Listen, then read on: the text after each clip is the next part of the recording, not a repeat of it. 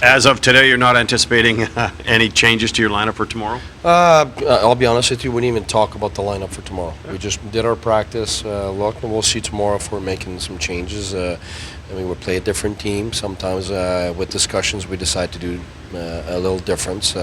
We'll see. Goalie will be in. Is that what you want to know? Yeah. Yes, Mike will be in. But the rest we keep it open. You never know. Is he getting to the point he's going to need a break, though? No, not yet. We've had a light schedule since Christmas, and if it had been straight since the time that he had been playing, he would have needed a break before that. But he got his break. He got 5 days off. He got the 4-day off at Christmas, and we haven't had, except for one time where it's back-to-back, the rest has all been spread out games and 2 days in between and everything else, and we've managed it. And not now, no, not yet. We would know. Trust me, I would tell you. Did you feel like he had his best game last night, or did you? No, I mean, a bit of a hand. no, I mean, he did what he needed to do for us to win. So he gave us a chance to win. He's had unbelievable games, so obviously that was not his best unbelievable game, but he did what he needed to do for us to win. When you go into a game like tomorrow against Columbus or against Pittsburgh or anything, I know you're pre-scout, you spend time on their special teams. Mm-hmm. How much do you spend looking at their overall game, or do you just, is the league at a stage now, Guy, where you just sort of focus on your own game, like 80% of your own game? Here's how it is. You know everything about them. Yeah. They know everything about you. It's after that, it's sorting out what's the most important stuff you want to focus. Some days, it's focusing a lot on the opponent for whatever reason, and some days it's the opposite, not focusing at all on them. And some days it's half and half, sometimes a quarter, 3/4. It really depends on the opponent. It depends on where you are, what kind of state of mind you're in. Things are going great, things are not going great. Your average, you got injuries. Like, there's so many things that come into play that it's really not a routine thing.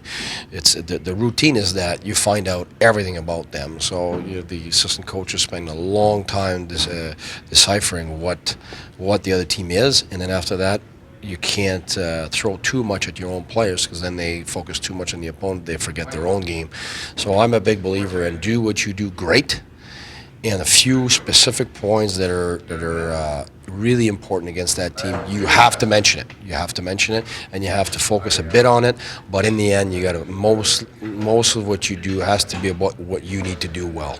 What do you focus in on then with regards to Columbus's game? Well, when you look at Columbus' game and you look at their stats and you look at what strikes me is the depth.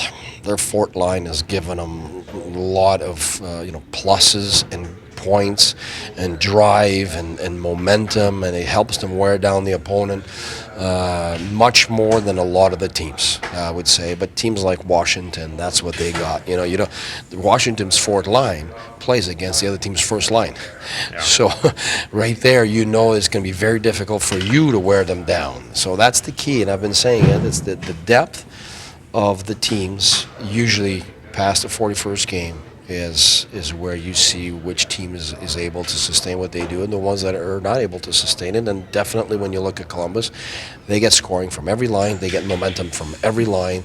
I think their top 4D are very productive, and they put lots of pucks on net. Like, they don't go for the pretty plays. They go for the amount of pucks at the net, the work ethic at the net, the paying the price, and their power play is exactly that. There are no pretty plays in there. It is. I've watched every single one of their goals, and it's all wristers, rebounds, jams, backdoors.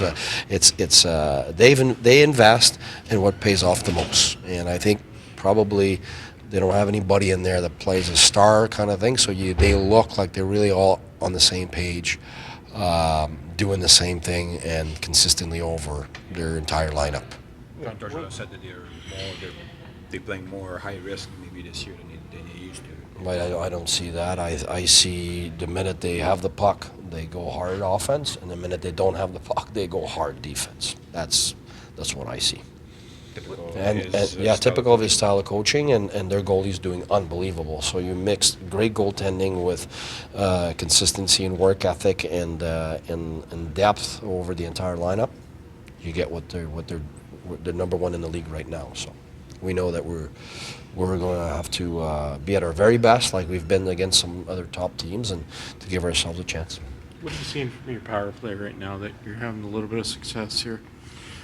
Well, if you look at since the beginning of December, we just had that little lull right after Christmas. That's it.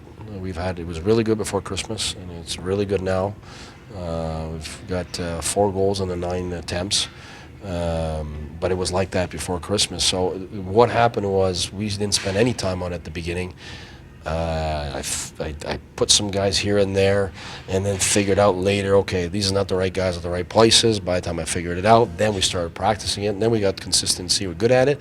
So obviously, in terms of stats for me, I knew right from the beginning that because we weren't good at the beginning, and also because we need to change things from last year, they were at the bottom. So I'm not going to turn this around in 180 degrees right away.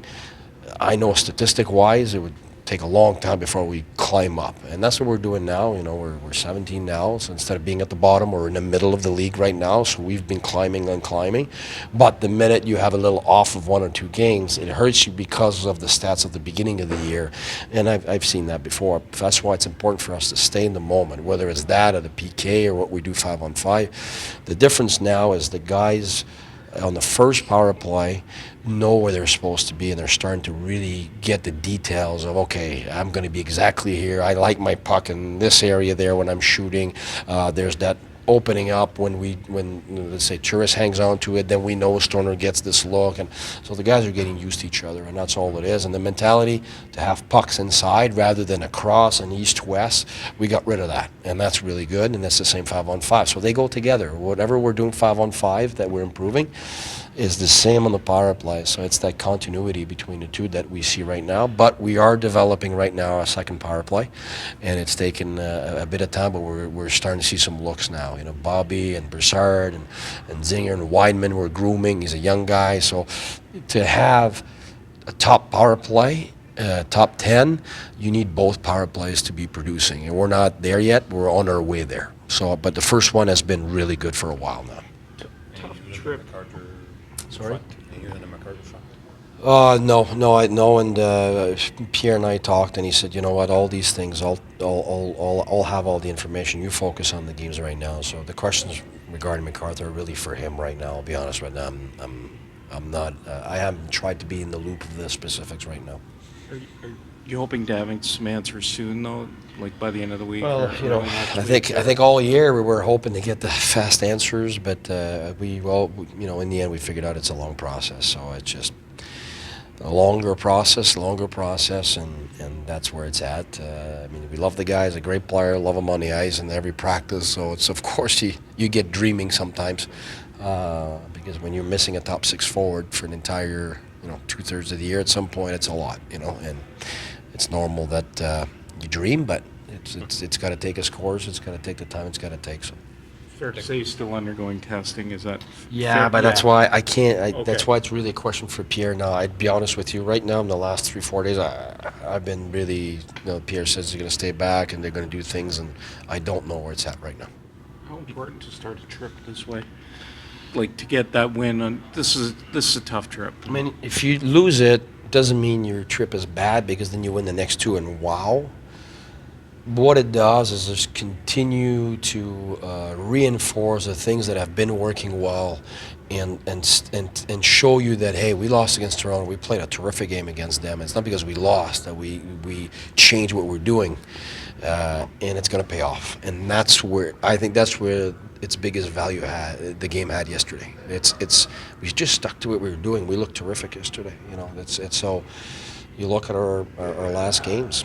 I keep saying it. You look at us since Christmas. We've been really good. We've been all the games, and a top team like Washington that's been basically blowing everybody out right now. We look really good against them. We could have won both of those games. So I think in terms of measuring stick, we're right there, and that's very encouraging for us.